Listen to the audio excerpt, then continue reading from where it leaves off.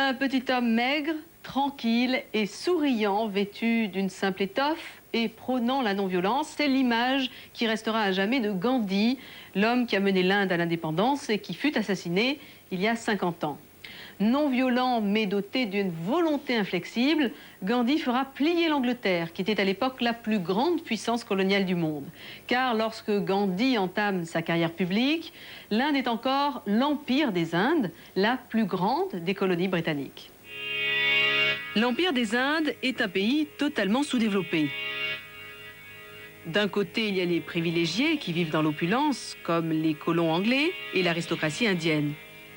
De l'autre, 300 millions d'habitants, analphabètes à 90% et dont plus de la moitié souffrent de malnutrition.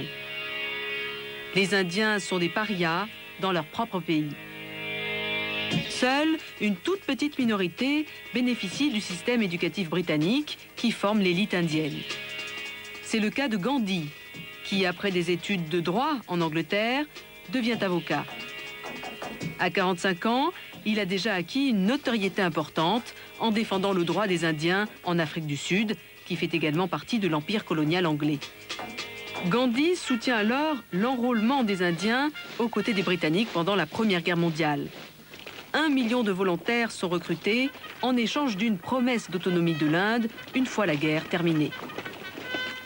Cette promesse d'indépendance ne sera jamais tenue. Et en plus, l'Angleterre va prolonger la loi d'exception qui permettait d'emprisonner sans jugement des Indiens pendant la guerre. Gandhi saisit cette occasion pour réagir et appelle à la première action de résistance non violente. Des manifestations ont lieu dans tout le pays. Les Indiens bloquent des villes entières en s'asseyant au milieu des rues. L'Inde est au point mort. Pourtant, dans une ville du nord, Amritsar, les soldats anglais ouvrent le feu sur la foule. Cette tuerie met l'Inde en état de choc. Malgré ce massacre, Gandhi continue de prêcher la non-violence. Il engage alors une campagne de résistance passive et de boycott des marchandises britanniques. Pour Gandhi, le coton est l'exemple type de l'exploitation colonialiste. Acheté pas cher en Inde, il est tissé en Angleterre et revendu au prix fort sous forme de vêtements aux Indiens. Les campagnes de désobéissance civile donnent lieu à de nombreux troubles, parfois violents. Mais Gandhi condamne toujours la violence, quelle qu'en soit la raison et l'origine. Considéré par la justice anglaise comme le responsable des manifestations, il est condamné à 6 ans de prison en 1923, puis libéré 2 ans plus tard. Au début des années 30, la popularité de Gandhi est immense. Ses partisans se comptent par millions. Il est désormais surnommé le Mahatma, ce qui signifie en indien la grande âme. Gandhi va alors se consacrer totalement à son projet, obtenir le départ des Anglais et rendre à l'Inde son indépendance. En 1930, Gandhi a 60 ans. Il relance de manière spectaculaire la lutte contre les Anglais en appelant les Indiens à faire la grève de l'impôt sur le sel. Cette taxe, particulièrement lourde et injuste, frappe surtout les Indiens les plus pauvres. Gandhi organise une marche vers l'océan qui dure 24 jours et partout dans le pays, des ventes sauvages de sel sont organisées pour défier la loi. Plus de 60 000 personnes sont arrêtées, mais rien n'y fait. Les Anglais sont débordés. Gandhi est à nouveau emprisonné, mais ces grèves de la faim attirent l'attention du monde entier sur la cause indienne. Il est relâché 1 an plus tard. Pendant la Seconde Guerre mondiale, à 75 ans, il reste fidèle à ses convictions non violentes et il appelle les Indiens à ne pas combattre aux côtés des Anglais. Mais cette fois, son appel n'est pas écouté car l'envahisseur japonais est aux portes de l'Inde. Gandhi est débordé par le courant antifasciste de son parti, dirigé par Nehru.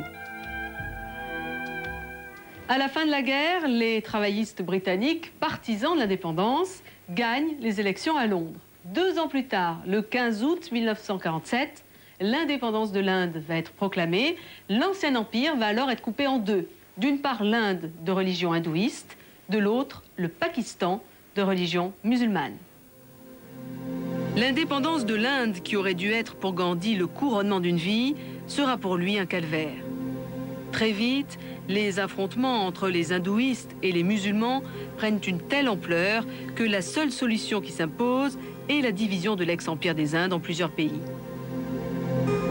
L'Inde de religion hindouiste se retrouve bordée par un pays musulman divisé lui-même en deux régions. À l'ouest par le Pakistan occidental et à l'est par le Pakistan oriental. Des millions d'hindous et de musulmans sont contraints à l'exil vers le pays qui correspond à leur religion. Pendant cet exode, des émeutes éclatent au nord du pays et font des milliers de morts. Une dernière fois, Gandhi se lance dans une grève de la faim pour tenter d'enrayer l'engrenage de la violence. Il appelle à la réconciliation entre hindous et musulmans, mais cette fois, il est dépassé par le raz-de-marée de haine dont il va être lui-même victime. Le 30 janvier 1948, il est abattu par un extrémiste hindou. L'Inde est en deuil, 2 millions de personnes accompagnent sa dépouille funèbre jusqu'au bûcher de crémation. Gandhi a donc obtenu l'indépendance de son pays sans avoir recours à la violence. Mais après sa mort, son pays, divisé en deux nations, restera déchiré par des affrontements entre musulmans et hindous, des affrontements et une tension qui sont encore aujourd'hui d'actualité en Inde. Au revoir et à la semaine prochaine.